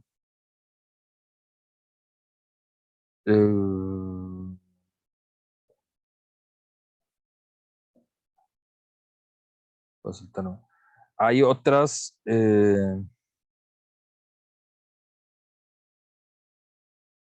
hay otras formas, ¿verdad? En las que también ha sido concebida la alienación, por ejemplo, para Tomás Aquino, la experiencia de la posesión demoníaca es una experiencia de alienación, ¿verdad? Porque uno no tiene control sobre su alma, ¿verdad? El alma está controlado por otra persona que no soy yo mismo, que en este caso es el demonio, ¿verdad? O un demonio. Entonces, esa experiencia de la expresión demoníaca es alienarse, es estar fuera de sí, es similar a la posesión. Eso es una discusión muy antigua, ya no tiene mucho sentido para nosotros, porque es el debate en el siglo XII de qué cosa explicaba la epilepsia, que fue una enfermedad, digamos, una condición que costó mucho en la historia de la humanidad, o sea, que ha sido muy permanente en la historia de la humanidad. Es una cosa que le ha acompañado a muchas personas mucho tiempo. No teníamos explicación de por qué ocurría, ¿verdad? Entonces, durante mucho tiempo se atribuyó que la epilepsia era una enfermedad divina o demoníaca, dependiendo de quién la definiera. Y esa experiencia era la experiencia de estar fuera de sí, porque efectivamente, ojalá que ustedes no, bueno, ojalá que ninguno de ustedes haya sufrido nunca eso o nunca hayan visto a alguien en esa condición, porque es una experiencia fea. Eh, pero si lo han tenido, se lo ubican. Eh, es una experiencia donde la misma persona aparece fuera de sí. O sea, uno sabe que es la misma persona, pero esa persona ya no se controla a sí misma, no controla a su propio cuerpo, no controla su propia fuerza, ¿verdad? Y de hecho, las personas, y tanto las personas que están en estado de alienación por psicotrópicos, como las personas que están teniendo una experiencia maniática, como las personas con epilepsia, son extraordinariamente más fuertes de lo que aparentan ser. ¿Verdad? Que es una de las cosas que a uno le da la sensación de que no son las mismas personas, que están fuera de sí, pero son muchísimo más fuertes, ¿verdad? Porque uno puede darle carácter a su propia fuerza, ¿verdad? Un estado de conciencia para uno es un estado donde uno puede darle carácter y modular la fuerza que uno mismo tiene, ¿verdad?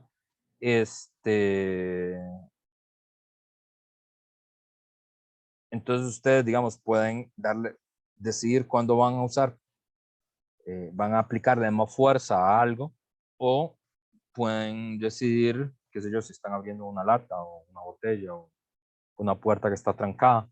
Uno puede decidir usar más fuerza o no, ¿verdad? Y uno puede darle carácter a esa relación orgánica que uno tiene con su propia fuerza. Pero en todos estos casos uno no puede hacer eso, ¿verdad? En un comportamiento maniático, en una circunstancia de abuso psicotrópico o en un caso de epilepsia, las personas no pueden controlar su propia fuerza, ¿verdad? Y por eso, digamos, en las indicaciones médicas, una de las cosas que siempre se dice que si uno se topa con un caso de epilepsia es no intentar sujetar, ¿verdad? Porque son más fuertes que uno, ¿verdad? Y además no controla su fuerza y pueden golpearlo uno, golpearse ellos, dañarse mucha gente, ¿verdad? Hay una forma en la que los enfermeros tratan de los casos, que eso ya lo sabemos, pero eso no lo sabíamos antes, una cosa reciente de la condición humana. Pero para nosotros, digamos, en filosofía y en ciencias sociales, la alienación, aunque puede tener sus orígenes, tiene digamos, tiene un origen más cercano, ¿verdad? Que tiene que ver con la experiencia política, con la experiencia filosófica o religiosa, eh, o con la experiencia del trabajo, ¿verdad?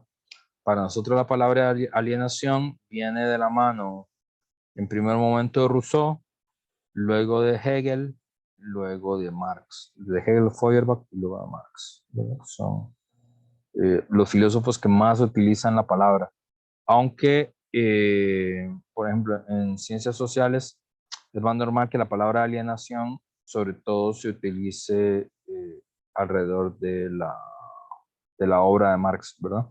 Como en trabajo alienado, trabajo enajenado, ¿verdad?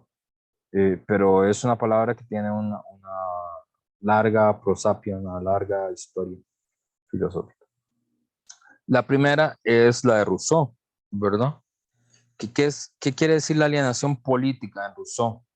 La alienación política quiere decir lo siguiente, que es una cosa que probablemente ustedes no han pensado demasiado, pero cuando uno se lo explican, me parece que es interesante, que es, ¿por qué si el soberano es el pueblo, como dice la Constitución, que la soberanía reside en el pueblo y que nadie se puede endilgar la soberanía del pueblo.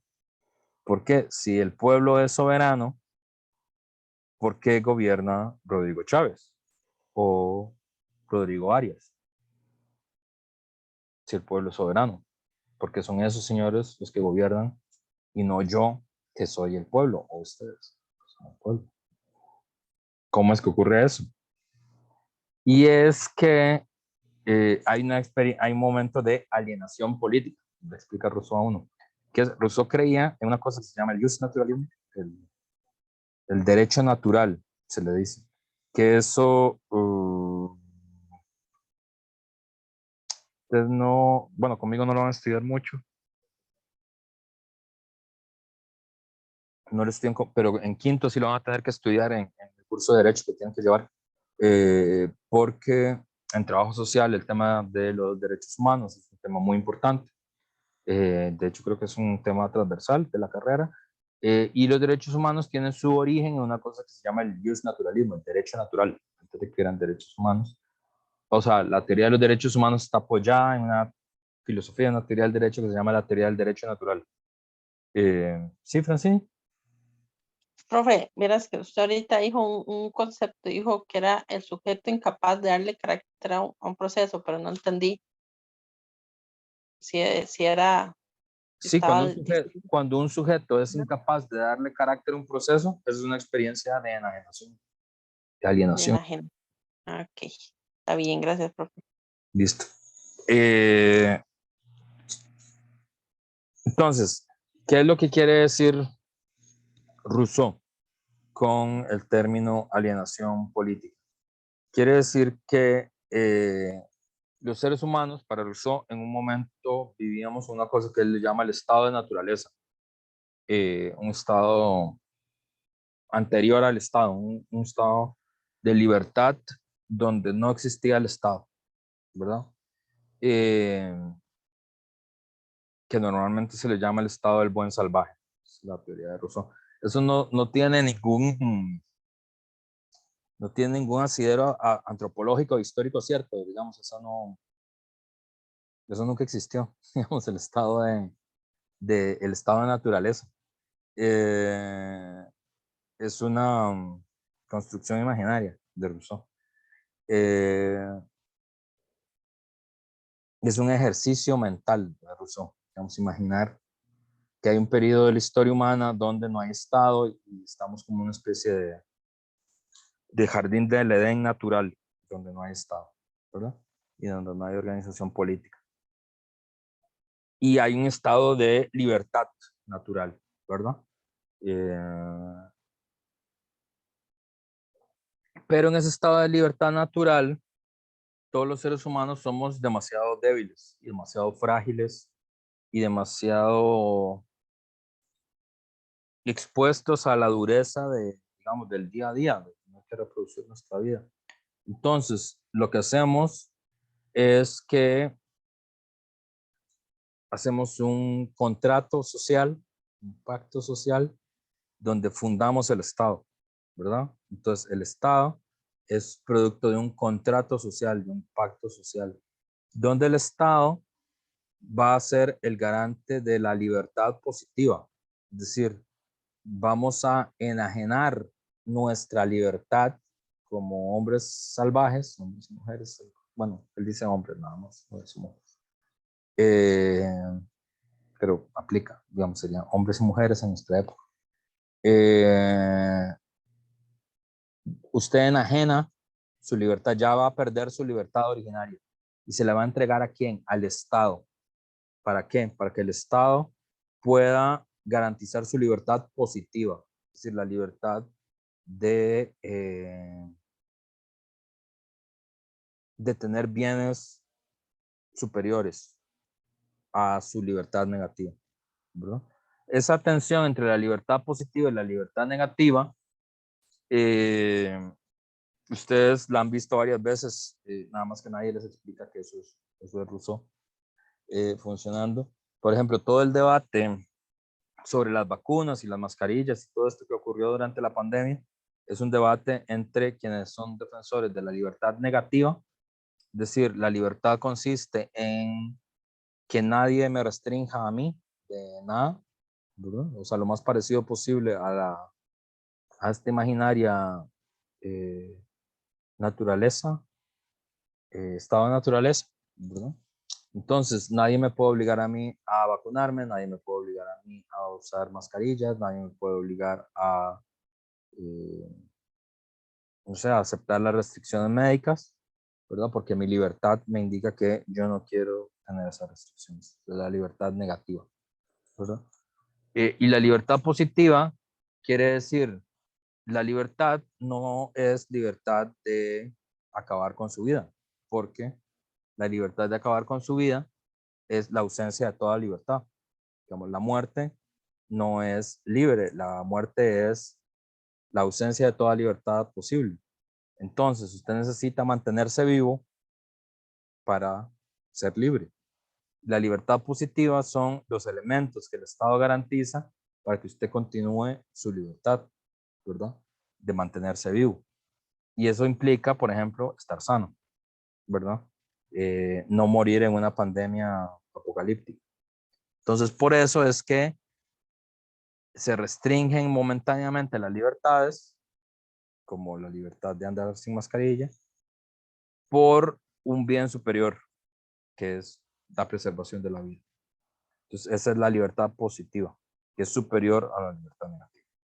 Entonces, ese debate ustedes lo oyeron muchas veces en estos últimos 2 años. Nada más que nadie les explicó seguramente que eso era de Rousseau. Y es un debate que hemos tenido muchas veces en las sociedades. Por ejemplo, es el debate que hemos tenido de eso ustedes sí se deben acordar, de la alimentación en las escuelas, por ejemplo. Ustedes recordarán que ya no venden chucherías en las escuelas, no venden taquis y meneitos y esas cosas, ¿verdad? Y la discusión es una discusión sobre la libertad positiva y la libertad negativa, sobre qué importa más, si mi libertad individual de comer taquis y meneitos todos los días si yo quiero, o si el Estado tiene que garantizar un bien superior que es la salud y evitar que los niños se alimenten de taquis y de meneitos todo el día, ¿verdad? Y ahí se impuso la teoría de la libertad positiva sobre la teoría negativa, ¿verdad? En este gobierno, por ejemplo, está más inclinado a la idea de la libertad negativa, ¿verdad? Es decir, la libertad es que no me pongan restricciones. Entonces, la experiencia de la alienación es, ¿qué es lo que hacemos cuando votamos? ¿Qué es lo que se supone que está pasando cuando votamos? Es que yo, que soy el soberano, me levanto, voy el día de las elecciones, pongo un papelito en la caja y ese acto de poner el papelito en la caja está enajenando mi soberanía política en mi representante, ¿verdad? Entonces, el pueblo es soberano, pero gobierna a través de sus representantes. Ese es el contrato, ¿verdad? No gobierna directamente. Y como, aunque es la fuente de la soberanía. Y entonces eso significa que enajena su libertad política en su representante y enajena su soberanía en su representante, ¿verdad? Entonces se supone que cuando los diputados hablan, estamos hablando de nosotros mismos, porque ellos son nuestros representantes. O cuando el gobierno habla, estamos hablando de nosotros mismos, porque ese gobierno es la representación de la soberanía popular. Esa es la idea de la alienación política. Y por eso es que nosotros no le podemos dar carácter al proceso político, porque hemos alienado nuestra libertad, hemos alienado nuestra soberanía en nuestros representantes. Por eso no le podemos dar carácter. La palabra aquí, que ya no sé si estoy teniendo suficiente. Uy, me quedan 13 minutos. La palabra luego enajenación va a tener su propio desarrollo. Aquí les muestro este cuadro comparativo de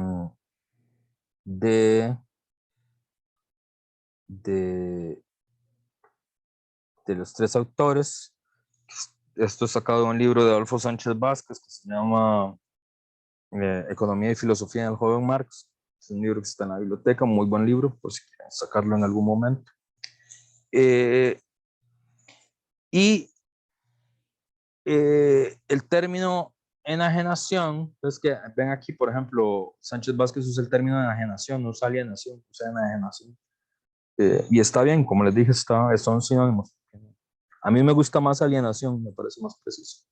Pero bueno, gente como Sánchez Vázquez usa enajenación. Ismael Metzaros también usa el término enajenación, entonces bueno, enajenación. Y aquí ellos van usando distintas formas de entender qué es la enajenación. Por ejemplo, para Hegel, fíjense que es hasta Marx que enajenación tiene nuestro sentido moderno y tiene ese sentido negativo, ¿verdad? La experiencia de la alienación, de la enajenación es una experiencia negativa. ¿Por qué? Porque uno no le da carácter a las cosas, ¿verdad? Y por eso son otros los que hacen cosas que debería hacer uno, ¿verdad? O las cosas que son propias de uno terminan en propiedad de otras personas, ¿verdad? Esa es la experiencia alienada. Pero por ejemplo en Hegel la enajenación no es negativa, es positiva. Porque para Hegel la enajenación es sinónimo de materialización.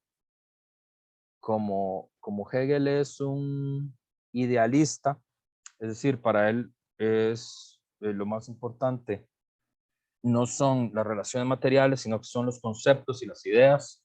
Para él la mejor forma de entender, ahí hay una tensión entre Hegel y Marx, de entender las sociedades, no es como dice Marx, que es a través de las formas en las que los seres humanos producen y reproducen su vida material, sino que es a través de las formas espirituales, las formas de la conciencia espiritual, que eso significa el arte, la filosofía y la religión, y eso es lo importante.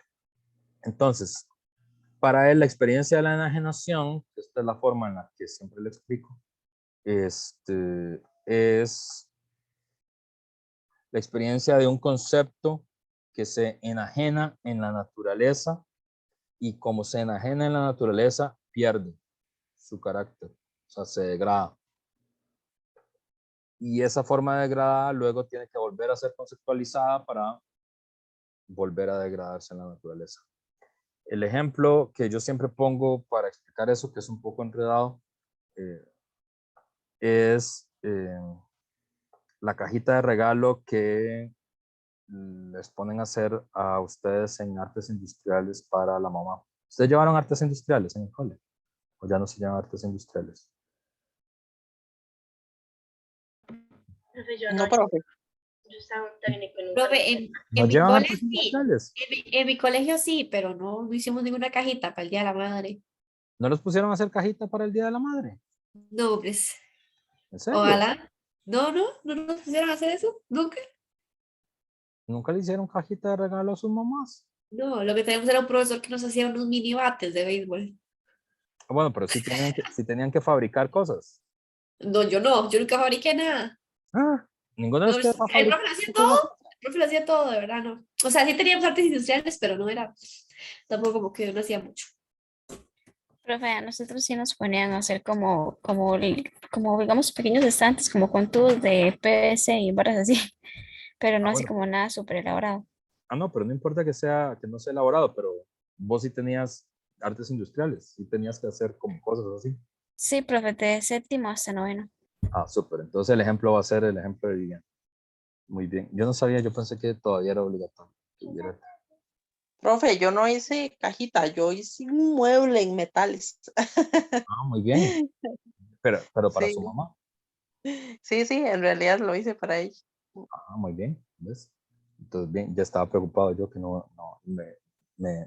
si habían cambiado el programa del MEP, me quedaba sin ejemplo para explicar la enajenación en Hegel.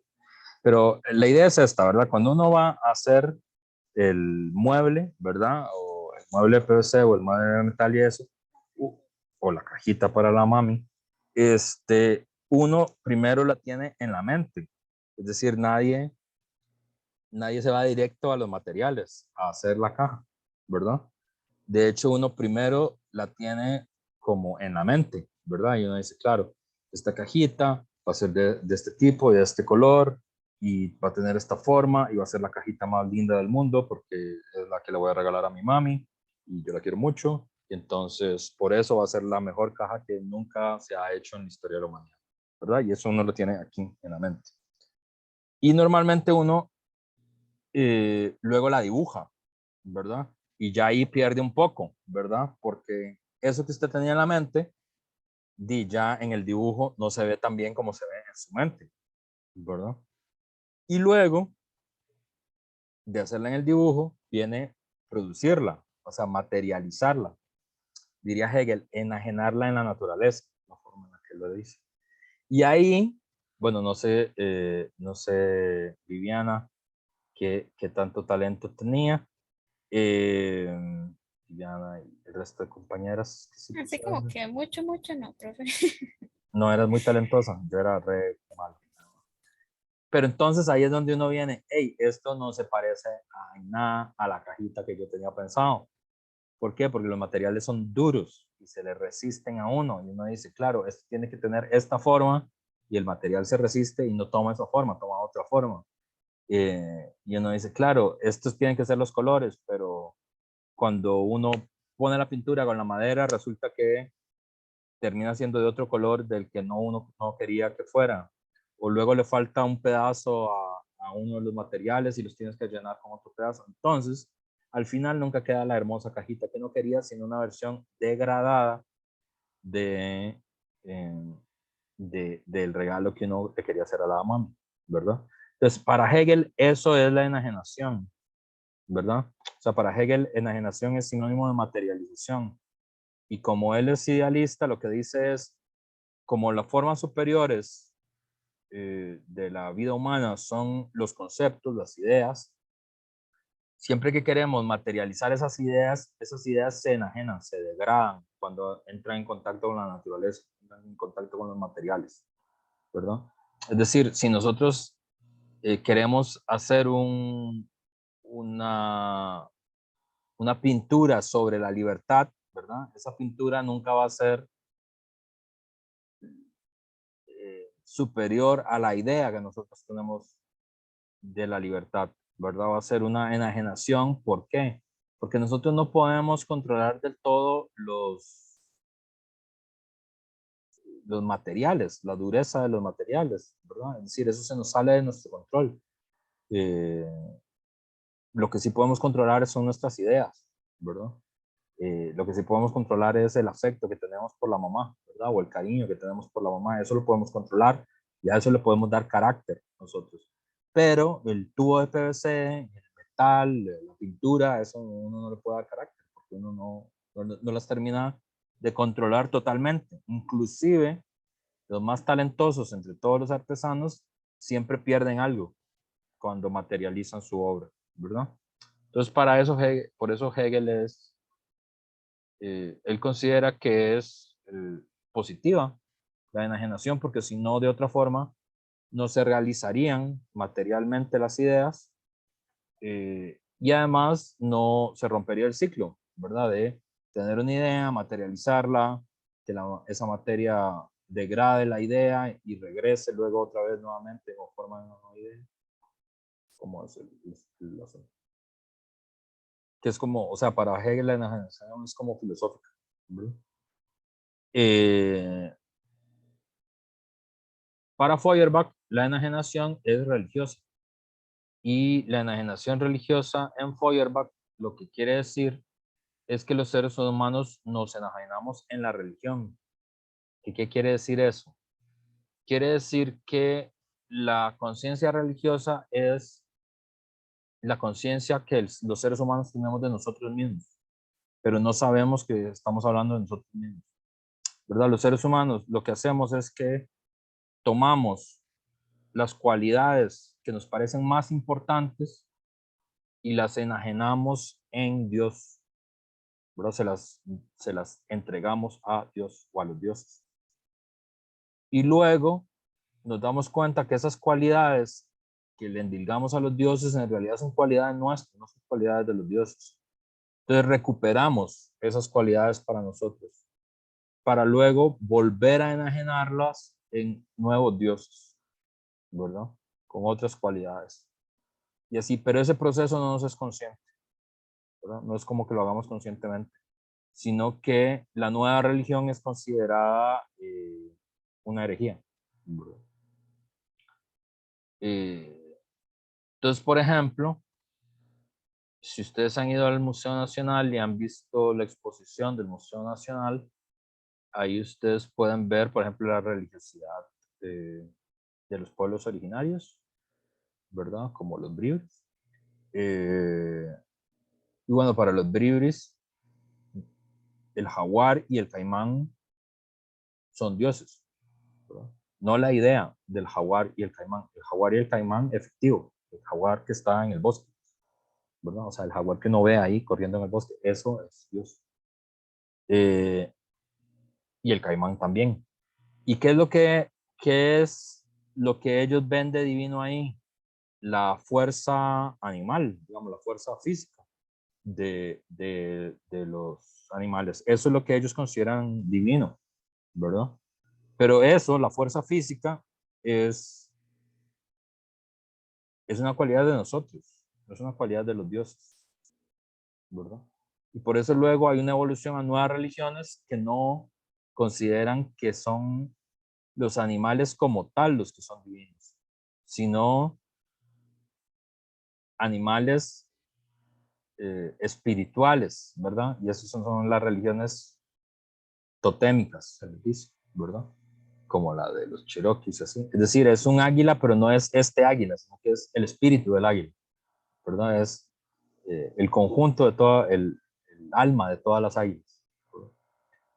Si ustedes se fijan, uno podría hacer esa dialéctica, de hecho, Feuerbach así lo hace, en la evolución entre el judaísmo, el catolicismo y el luteranismo, ¿verdad? Son las tres grandes religiones europeas. El judaísmo es la religiosidad de la ley, sobre todo, por eso para el judaísmo lo importante son las tablas de la ley, son los 10 mandamientos, que son la Torá, ¿verdad? Es decir, lo importante es la ley, ¿verdad? Pero la ley es una cualidad de los seres humanos, nosotros somos los que hacemos la ley, ¿verdad? Entonces el cristianismo recupera la ley como una cualidad de los seres humanos y transforma en divino otra cosa, que es la buena nueva, la escucha, ¿verdad? El evangelio. Por eso es que hay un evangelio, una buena nueva, un nuevo testamento, ¿verdad? Que es una religión de la escucha, no de la ley, sino de la escucha y del amor, ¿verdad? O sea, lo que es divino es el amor universal. Y lo que es divino es la iglesia, la reunión de los cristianos. Y lo mismo con el luteranismo. El luteranismo dice, no, pero la reunión la iglesia es una institución humana, no es esa iglesia, no es ese lugar, sino que es donde quiera que haya gente reunida. Eso es una iglesia. Y yo no tengo por qué tener un intermediario con Dios, sino que yo puedo hablar directamente con Dios. Entonces, el luteranismo es una religiosidad de la individualidad. Eso es lo que les parece divino. Y así va siguiendo, ¿verdad? Es decir, los seres humanos enajenados en la religión no es nuestro sí mismo, ¿verdad? Cuando hablamos de Dios, hablamos de nosotros mismos, en realidad, ¿verdad? Cuando decimos que Dios es amor, lo que queremos decir es que el amor es muy importante para nosotros. O sea, que nosotros consideramos que nuestra nuestra comunidad necesita de amor como cualidad humana. Cuando los vikingos presentan a sus dioses como guerreros, como Thor, ¿verdad? Lo que están diciendo es que ellos consideran que la guerra es divina, que los dioses tienen que ser guerreros porque es que ellos son guerreros. Y eso es lo que mejor hacen ellos, ¿verdad? Y por lo tanto sus dioses tienen que ser parecidos a ellos. Y ya con Marx, ya para terminar aquí, lo que se enajena en el caso de Marx es muchísimo más materialista histórico, porque la enajenación es una experiencia que tiene que ver con el trabajo. O sea, lo que es enajenado no es la religión ni la filosofía, sino que lo que es enajenado es el trabajo humano. Eso es lo que se enajena. Se enajena el obrero, el productor directo, como a través del trabajo. Y el carácter de esa actividad es práctica, digamos, no es teórica, sino que la enajenación tiene que ver con una cosa práctica, que se objetiva en la producción, en los productos del trabajo, y solo se puede superar a través de la abolición de la propiedad privada, que es la que permite la enajenación, y tiene un carácter negativo, ¿verdad? Porque los obreros tendrían una triple enajenación posible. Son enajenados de los medios de producción, es una cosa material, es decir, han sido despojados de sus medios de producción, son enajenados de los productos de su trabajo, es decir, los productos que produce un obrero no los tiene en su control, o sea, no los hace para sí, pero tampoco sabe para qué los hace, ni para quién los hace. De hecho, le es indiferente para quién se los hace y por qué los hace. Y también es enajenado de sus saberes, ¿verdad? Porque en el mundo artesanal, los productores directos, en el mundo campesino, los productores directos tienen saberes que tienen que ver con la producción directa de sus objetos. En el caso de los obreros, ese saber está expropiado, está enajenado, está materializado en una máquina, que es la que hace gran parte del trabajo,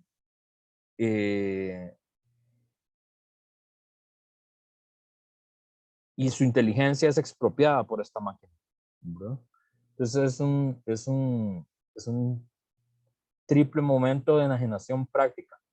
Es enajenación de los medios de producción, es enajenación de los productos del trabajo y es enajenación de la subjetividad, ¿sabes?